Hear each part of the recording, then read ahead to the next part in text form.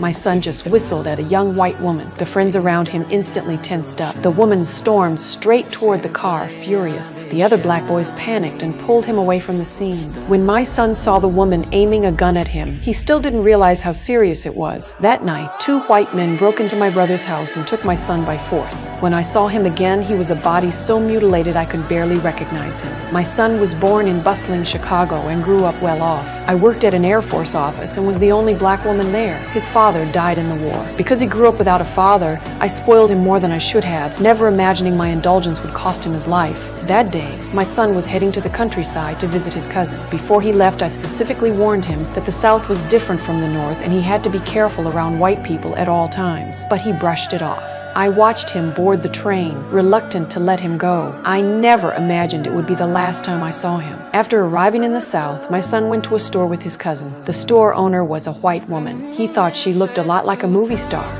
Look like a movie star. What? He didn't notice her discomfort at all. Luckily, his cousin showed up just in time and pulled him out of the store, but the woman followed them outside. He mistakenly thought she was interested in him, so he turned around.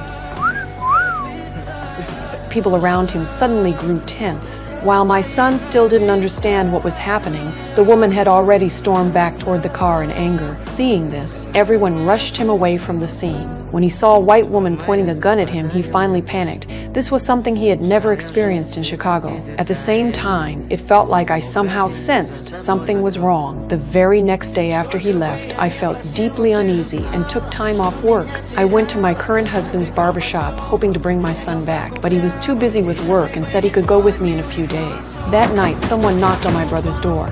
Sir? I want that boy who did the talking down in money. They forced their way inside. You that big mouth nigga?